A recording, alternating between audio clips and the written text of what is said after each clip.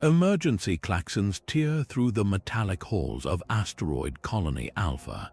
Commander Jax sprints past shuddering bulkheads, his voice a desperate crackle over the intercom.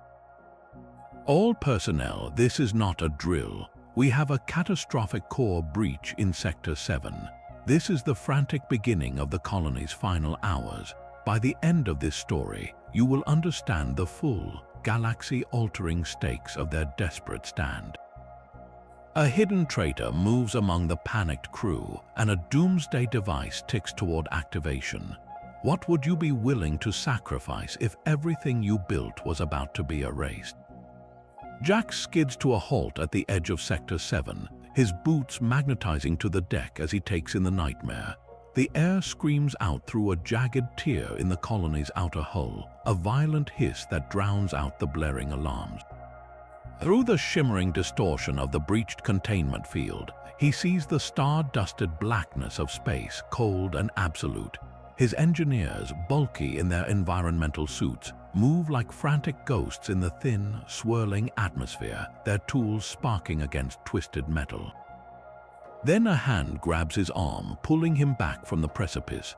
Dr. Ilara Vance's face is pale behind her visor, her voice a strained shout cutting through the din. The primary containment field is failing. We have minutes, not hours. Her words are a physical blow, colder than the void beyond the breach. Jax does not hesitate. He spins on his heel, abandoning the immediate crisis for the strategic one. His mind races faster than his feet as he sprints back toward the command center, the question burning in his mind. This was no random accident. The breach was too perfectly placed, too catastrophic. Someone had targeted the colony's heart, and he needed to see the whole board before their final move was played. The command center is a symphony of panic. Every screen flashes a desperate crimson, displaying a waterfall of cascading system failures. Jax's voice cuts through the noise, a raw command of pure will. Reroute all auxiliary power to life support now, but the tactical officer does not turn from his console. His face is ashen. Sir, the asteroid's rotation is destabilizing. Our orbital thrusters are offline. We are being pulled into the gas giant's gravity well. The words hang in the air, thicker than smoke. The initial hull breach was a single, terrible wound.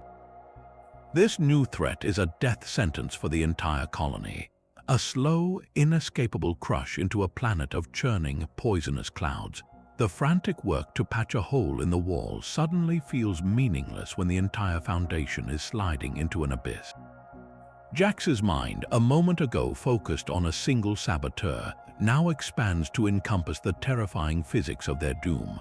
An asteroid colony's existence is a delicate dance, a constant, calculated push against the relentless pull of gravity. Now the music has stopped and they are beginning to fall. This was not just an attack on their home. It was a meticulously planned execution.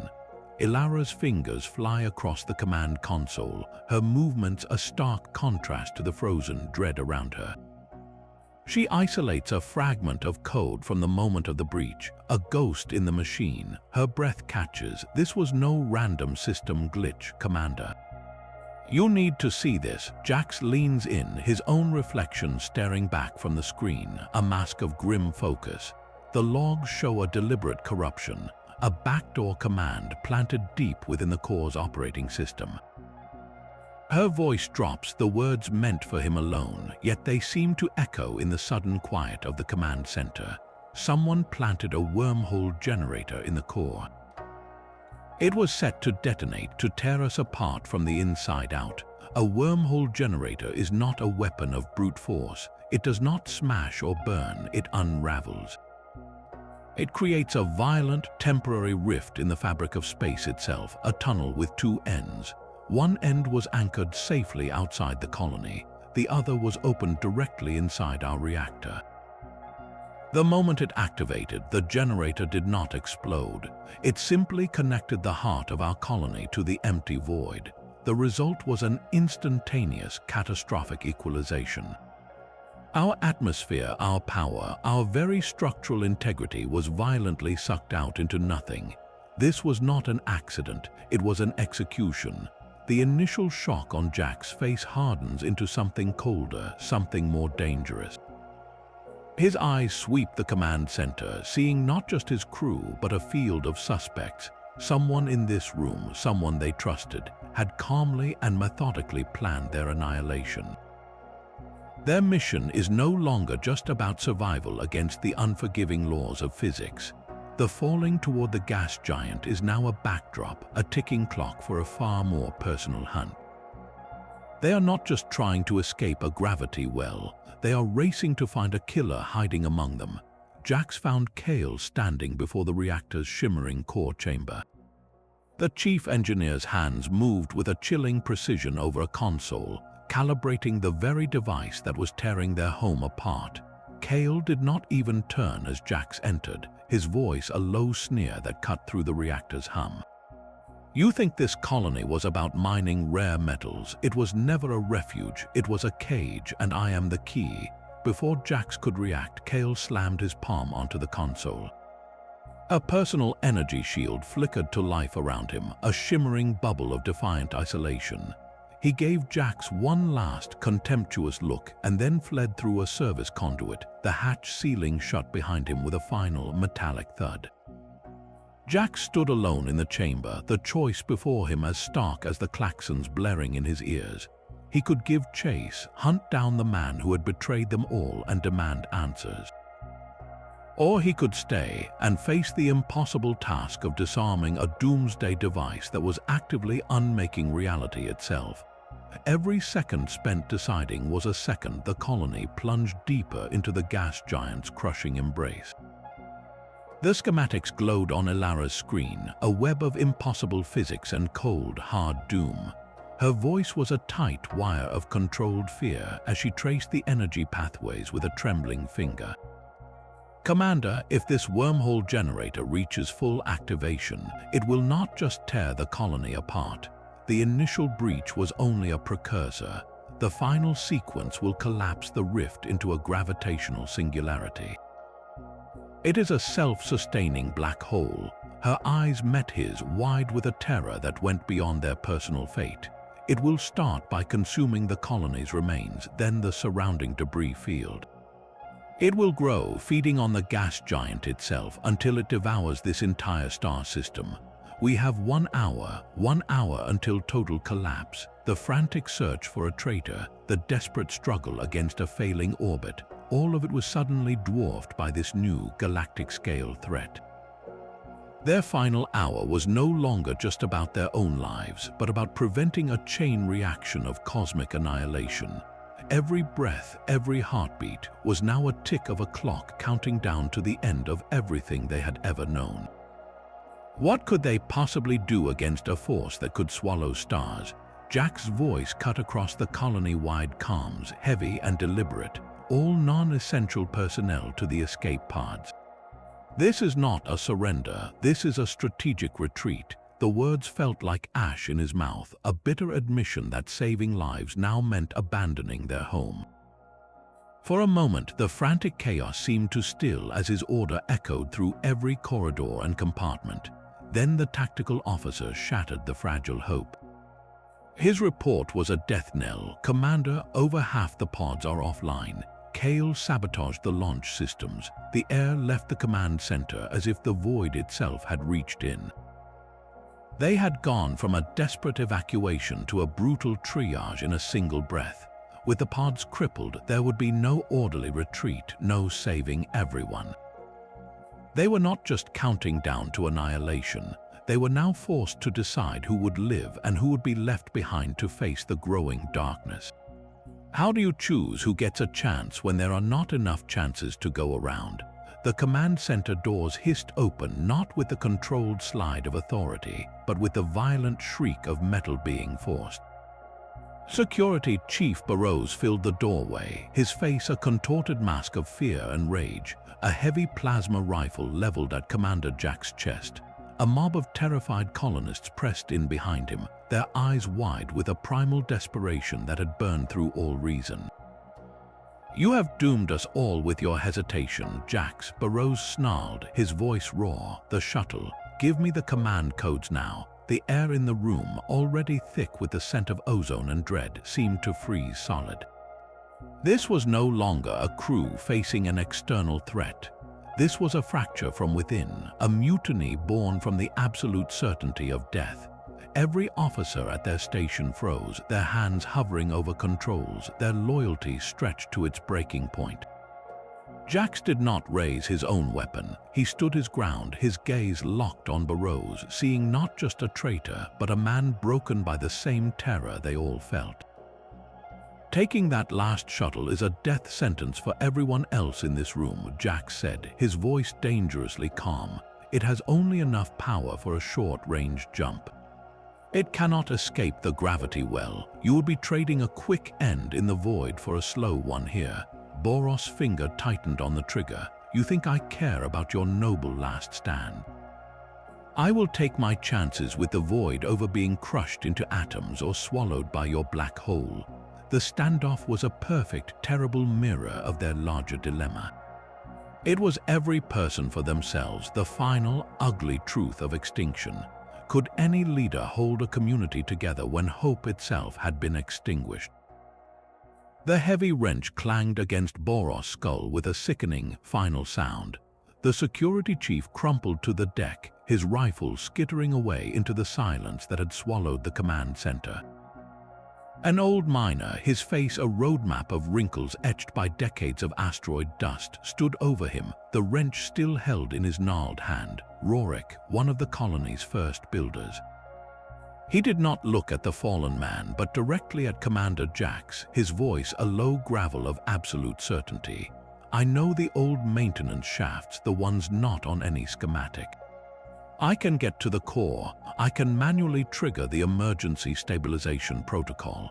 His eyes, pale and steady, held no fear, only a deep, weary resolve. "But I will not be coming back." For a single, suspended moment, the mutiny was forgotten. The mob at the door, the blaring alarms, the crushing gravity of the gas giant outside, all of it receded before the sheer, unadorned weight of the old man's offer. He was not proposing a solution, he was proposing a trade, his life for a chance, however slim, at theirs. The core chamber was now a maelstrom of unraveling physics, flooded with lethal radiation and gravitational shear. A manual stabilization would require someone to stay inside, to hold the system together by sheer force of will until the end. It was a one-way trip into the heart of the storm. Jax felt the words lodge in his throat. To accept was to sentence this man to a certain, lonely death. To refuse was to condemn everyone to the same fate just a few minutes later. Rorik seemed to read the conflict on his face. He gave a slow, almost imperceptible nod. "This rock was my life's work, Commander. I will not stand by and watch it become a tomb for us all." Let an old man's final act be one of building, not dying. The hope he offered was not bright or triumphant. It was a desperate, flickering flame in an overwhelming darkness, but it was the only one they had left. Could the courage of a single, ordinary person truly alter the course of a cosmic catastrophe? Jax did not watch Rorik disappear into the access shaft. There was no time for a farewell, no moment for the weight of that sacrifice to settle. He turned, his eyes locking with Ilara's, and with a single sharp gesture, he summoned a small security detail.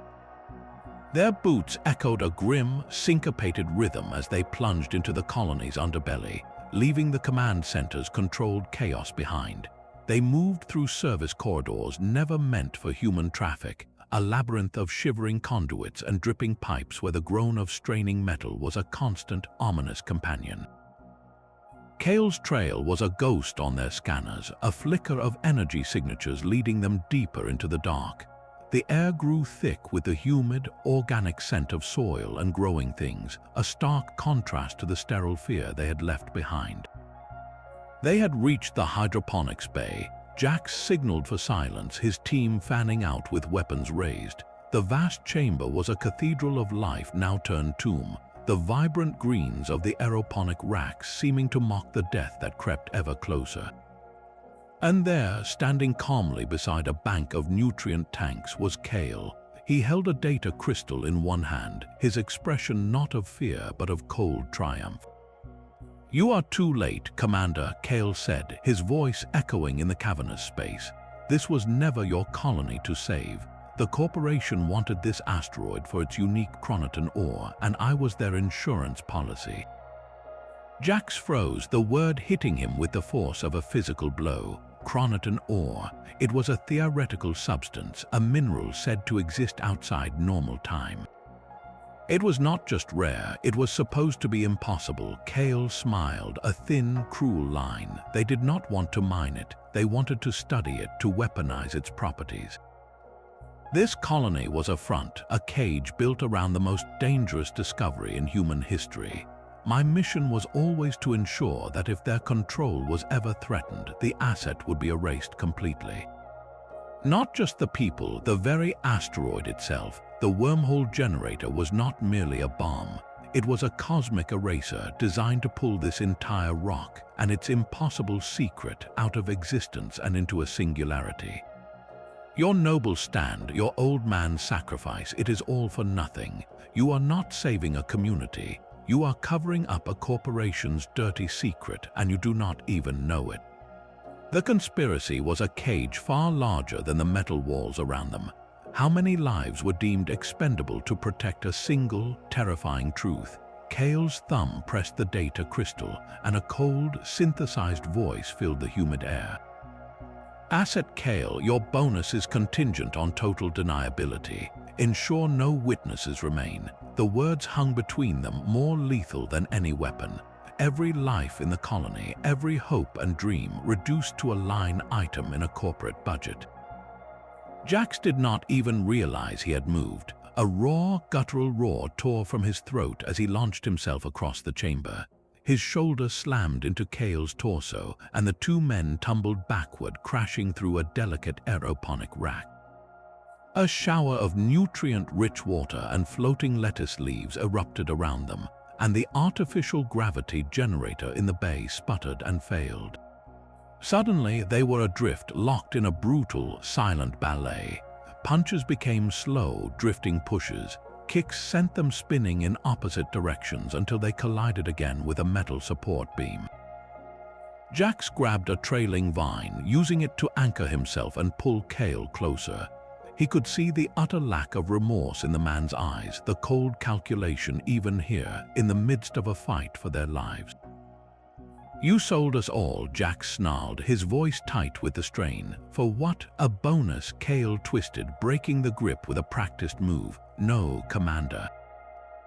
For progress, some truths are too dangerous for the galaxy to know." He drove a knee into Jax's side, the impact sending them both careening toward the transparent dome of the bay ceiling. Below them, the colony continued its slow, fatal spiral into the gas giant, a spectacle of doom they fought in front of like actors on a cosmic stage. This was not just a physical struggle, it was the final, violent clash between a man who believed in people and a man who saw them as collateral damage. In the eerie silence of zero gravity, with the fate of a star system hanging in the balance, which philosophy would prove stronger, Rorik's voice crackled over Jax's personal calm, thin and strained against the roar of the failing core. "The radiation shielding is gone, Commander." His words were punctuated by the hiss of superheated steam and the groan of tortured metal. "I am jury rigging a coolant flush directly into the plasma conduits.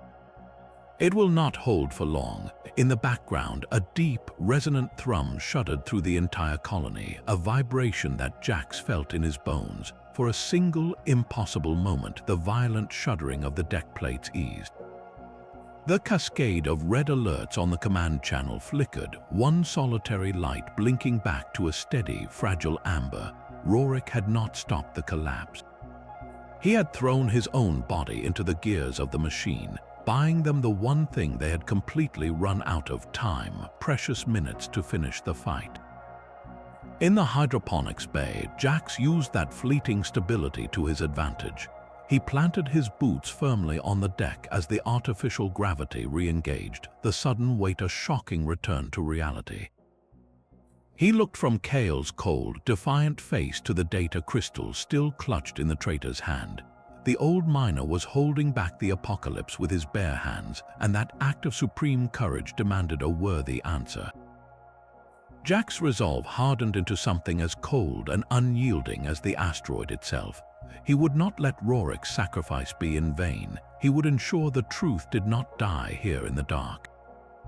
What is the true measure of a hero if not someone who gives others a chance to fight on? The deck plates buckled with a deafening roar, throwing Jax and his prisoner against a shuddering bulkhead.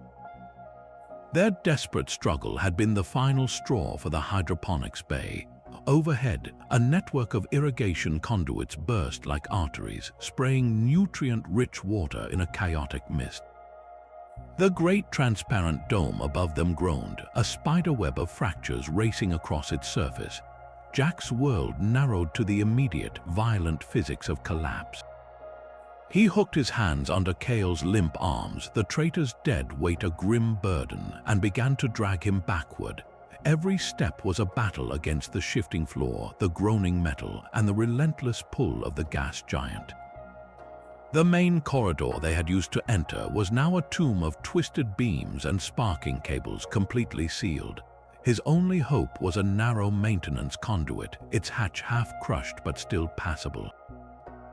He hauled Kale through the opening just as a massive support girder tore free from the ceiling and crashed down behind them, sealing the bay forever with a final, thunderous boom. The impact sent a shockwave through the tunnel, and the lights flickered, died, and then returned as a dim, blood-red emergency glow. In the crimson half-light, the path ahead was a treacherous gauntlet of fallen panels and hissing steam vents. Each lurching pull of Kale's body sent fresh pain shooting through Jax's injured side. He was not just carrying a man, he was carrying the only living key to a conspiracy that stretched far beyond this dying rock, a truth that had to survive even if they did not. The tunnel shuddered again, a deep, resonant vibration that promised this was only the beginning of the end. Could he outrun the structural collapse of an entire world, all while dragging the very architect of its destruction? The desperate shudder of a pod launch vibrated through the command center deck, a fleeting tremor of hope in a tomb of dying metal. Ilara watched the last confirmed launch on her screen, a single green dot arcing away from the colossal red blip that was their home. Her fingers, which had flown across the console with frantic purpose just moments before, now fell still. The silence that followed was heavier than any alarm. She opened a channel to Jax, her voice stripped of all emotion, a flat, factual report from the edge of oblivion. "We have 23 souls away. The rest of us, we are on our own." The numbers hung in the air, a brutal, final census. 23 lives granted a chance against the void. Hundreds more now left behind in the twisting corridors and failing sectors of the colony. Their fate sealed not by the enemy outside, but by the simple, cruel mathematics of survival. Each successful launch had been a small victory, a life snatched from the jaws of the gas giant. But now, with the launch bays dark and the systems dead, that chapter was closed. They were no longer evacuating, they were simply waiting. The community they had sworn to protect had been reduced to a final, grim handful, trapped together in a metal coffin slowly descending into a storm of poison clouds. What do you do when the last door to escape slams shut, and all that remains is the company of those who must face the end with you? Jax half-dragged, half-carried Kale's limp form back into the command center, the metallic taste of blood and defeat thick in his mouth. He dropped the traitor unceremoniously to the deck, his own body screaming in protest. All eyes turned to him, but the hope he saw there was a blade twisting in his gut.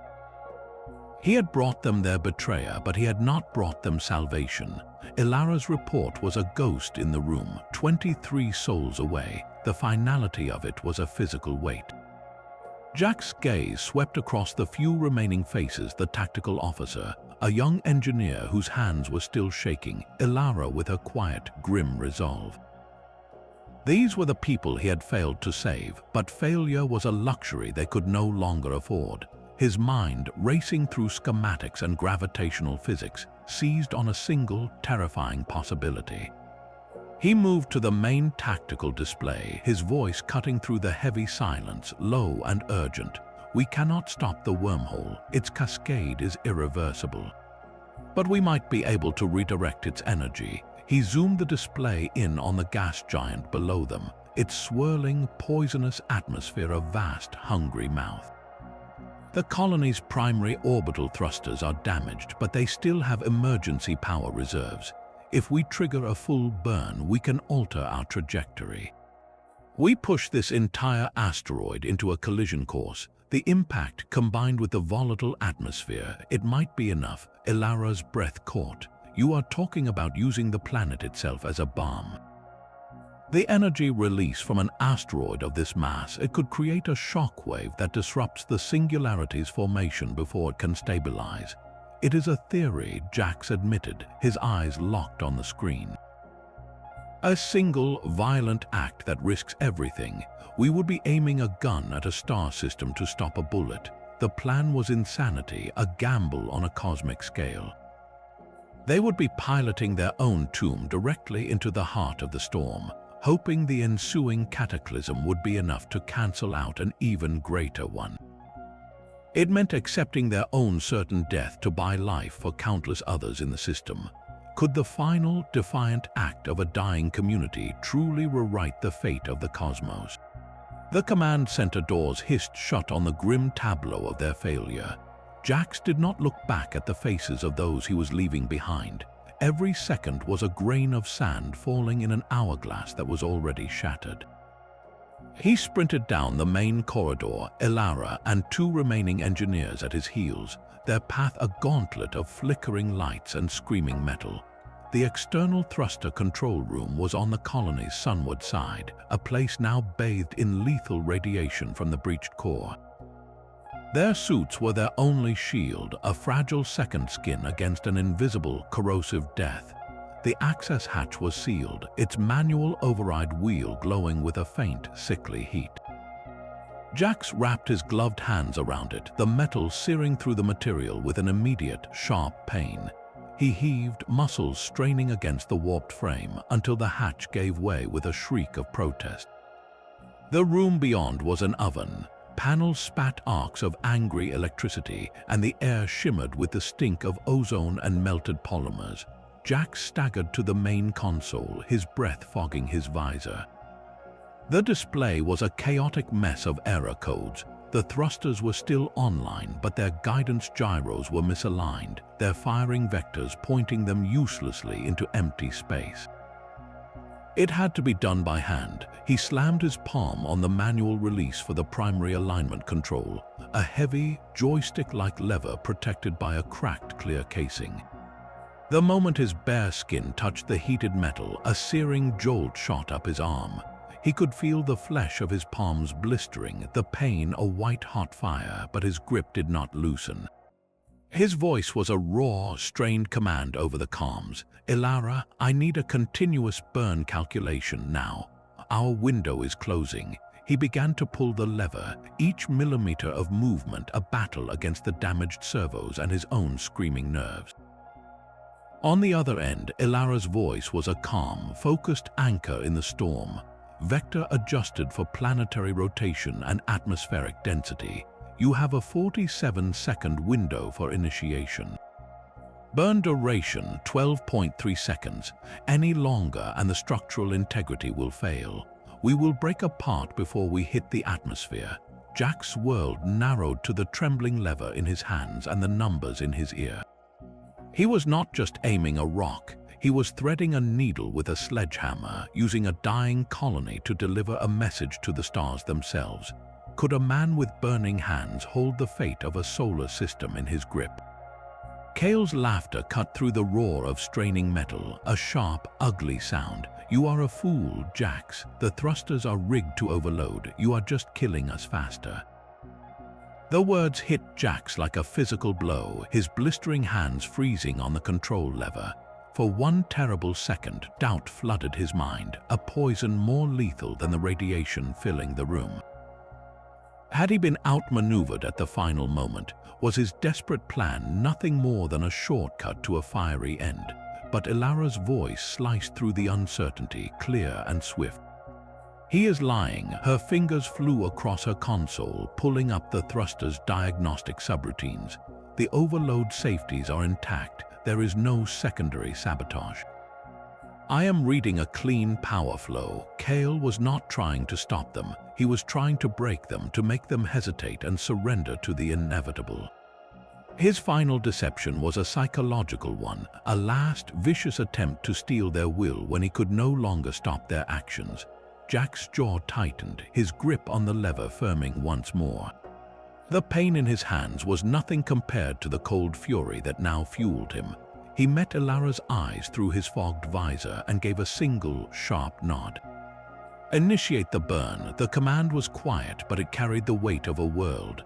With a final, agonizing heave, he pushed the lever home. Deep within the colony's structure, a dormant giant awoke. The orbital thrusters ignited with a roar that shook the very foundations of the asteroid, a sustained, thunderous vibration that promised either deliverance or a more immediate oblivion. They were committed now, riding a tomb into the storm, their fate sealed not by a traitor's lie, but by their own defiant choice. The deck shuddered violently as the thrusters burned, a constant, deafening roar that promised either salvation or a swifter death. Jax's hands, raw and blistered, fell away from the superheated controls. His work was done. The asteroid was now a bullet aimed at the heart of the gas giant, its trajectory locked.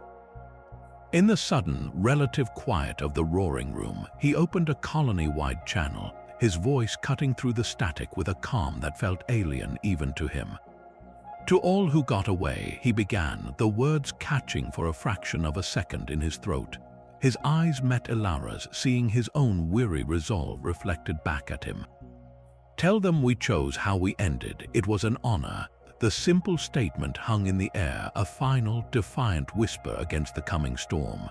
It was not a message of regret or a plea for remembrance.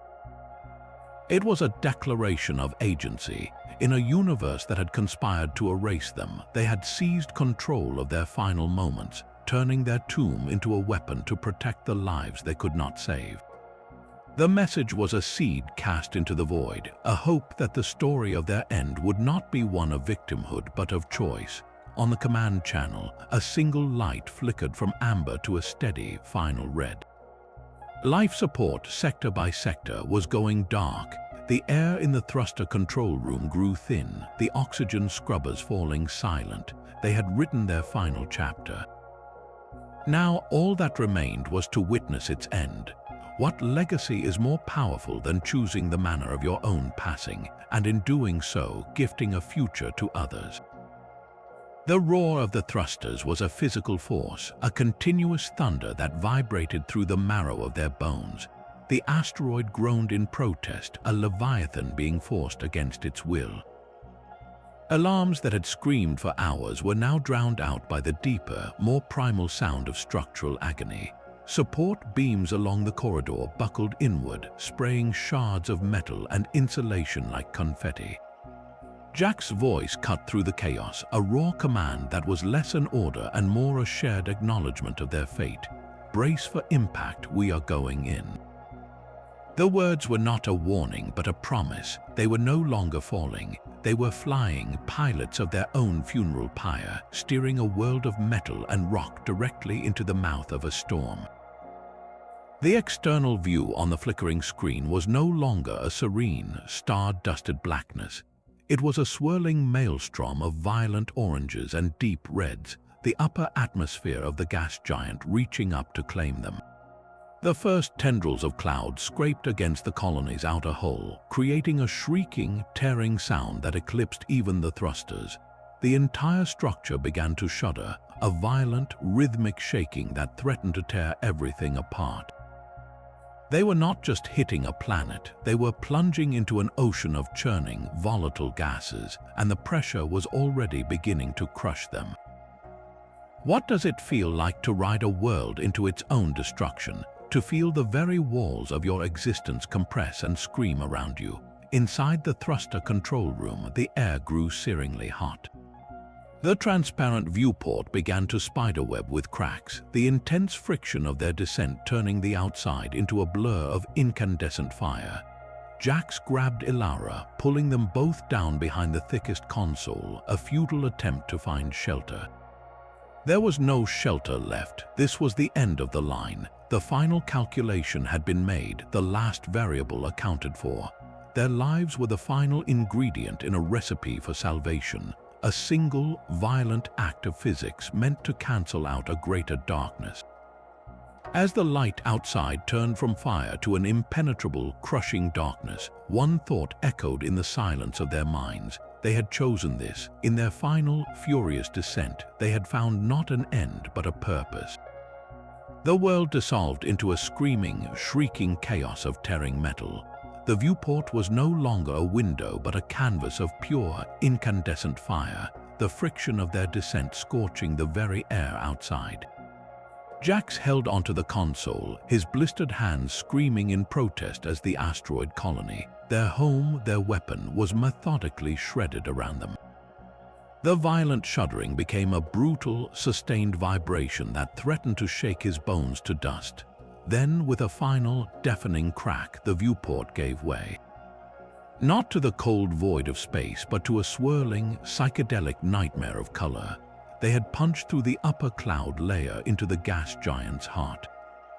The fire was gone, replaced by an eerie, turbulent semi-darkness. Through the shattered opening, Jax could see colossal storms raging, vast spirals of deep crimson and burnt orange, bands of ammonia ice and hydrogen swirling in a beautiful, terrifying dance that had lasted for eons. This was not the hard, certain impact with a rocky world. This was a slow, inexorable dissolution into a planetary ocean of churning gas. The colony was coming apart around them, piece by piece, deck by deck, consumed by the very atmosphere they had aimed for. What does it feel like to watch the walls of your world simply melt away into a sky that is also an ocean? The roaring of the thrusters was replaced by a new sound, a deep, resonant howl of wind tearing at the broken edges of their metal shell. A section of the corridor outside the control room peeled away like the skin of an orange, revealing the infinite, swirling depths below. There was no up or down, only the dizzying, chaotic motion of their fall through this alien sea. The structural groans grew louder, more desperate, as the immense pressure of the gas giant began to crush what remained of the colony's skeleton. They were not just falling. They were being digested by a living planet, their sacrifice becoming one with the eternal storms. In these final moments, hurtling through a sky that was also a grave, was there any comfort to be found in the sheer, awesome majesty of their end? Deep within the churning heart of the gas giant, the wormhole generator reached its final, terrible potential. For a single, timeless moment, a new star was born inside the planet, a point of impossible brightness that sought to tear a hole in the universe itself. The singularity flared, a silent, expanding sphere of pure energy that should have devoured the asteroid, then the planet, then the star system beyond. But the gas giant was ready. Its own unimaginable mass, the very pressure that was crushing their colony to dust, became a cage of pure gravity. The brilliant flash of the singularity's birth was instantly and violently compressed, its energy smothered and scattered by trillions of tons of churning atmosphere. The apocalyptic tear in reality was stitched shut by the weight of a world, the threat neutralized in a silent, cosmic sigh. Jax's desperate gamble had worked. Their sacrifice had not been in vain. The star system was safe, but for those still trapped inside the disintegrating colony, the victory was a distant, abstract thing, felt only as a final, violent shudder that marked the end of one cataclysm and the beginning of another. What use is saving the galaxy if you are still falling through an endless, crushing sky? The command console sparked and died, its last light winking out as the floor beneath Ilara's feet tore away. In the final second before the comms array was vaporized, her fingers found the manual transmit switch. She poured every remaining joule of power into a single, fragmented burst aimed at the distant, fleeing pods. Her voice was calm, a stark contrast to the shrieking metal around her. Singularity contained, mission success, tell our story. The transmission ended not with a click, but with the sound of a world being unmade, a roar that swallowed her words whole. To the 23 survivors watching their home vanish into the swirling storms of the gas giant, the message was a ghost, a final breath from a tomb. It confirmed their victory but shrouded their sacrifice in eternal mystery. They had saved the star system, but in doing so, they had erased all evidence of their final moments. What greater act of faith is there than to send a message into the void, trusting that the story of your end will matter more than the end itself? Static hissed from the lone speaker in the lead escape pod's cramped cockpit. The young engineer, Lena, her face still smudged with soot from the command center, had looped the final transmission. Commander Jax's voice, strained but clear, filled the small space. "We chose how we ended. It was an honor." The words hung there, no longer a desperate farewell, but a quiet, powerful seed taking root. Lena looked around at the huddled survivors, their faces hollowed by exhaustion and grief. They had lost everything. Their homes, their friends, the very world they had helped build was now a storm in a gas giant's heart. Yet in that loss, Jax's message offered a terrible, beautiful gift. It was not a story of being victims, of being erased by a corporate conspiracy or a cosmic accident. It was a story of agency, of a final, defiant act that had saved countless lives they would never know. A man next to her, an old hydroponics technician who had lost his entire crew, wiped a grimy sleeve across his eyes. His jaw was set, his gaze no longer distant but sharp, focused. He looked at Lena and then at the star-dusted blackness outside their viewport. "We will rebuild," he said, his voice a low rumble. The statement was not a question. It was a vow. Others nodded, the sentiment spreading through the pod like a slow, steady current. "And we will never forget," Lena added softly, her fingers resting on the console as if she could still feel the vibration of the colony's final thrusters. Their new mission was born not from a corporate directive or a mining charter, but from a promise whispered into the void. They were no longer just refugees. They were the keepers of a legend, the living proof that even in the face of absolute annihilation, a choice could be made. The sacrifice of Colony Alpha's final crew would not be a footnote in a corporate cover-up. It would be the foundation of something new. What kind of civilization rises from the ashes of a choice made for others rather than for itself?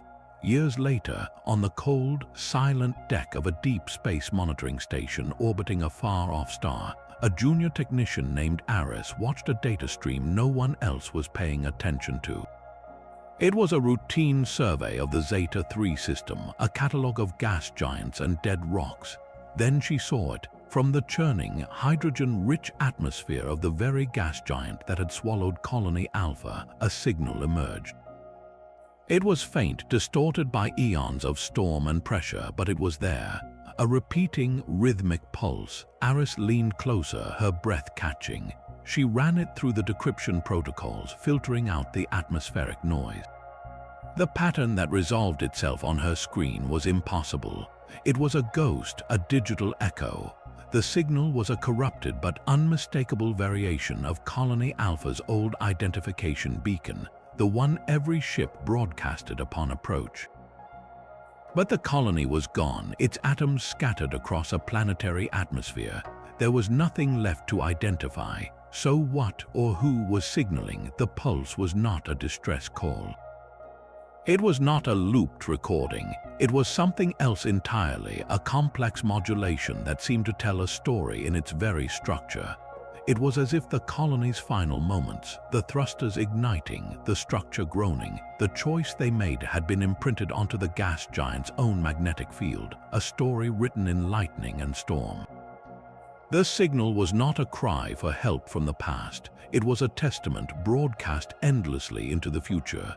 It meant that their final act had not been an ending but a transformation. Some essential part of them, their courage or their memory, had endured, woven into the fabric of the cosmos itself.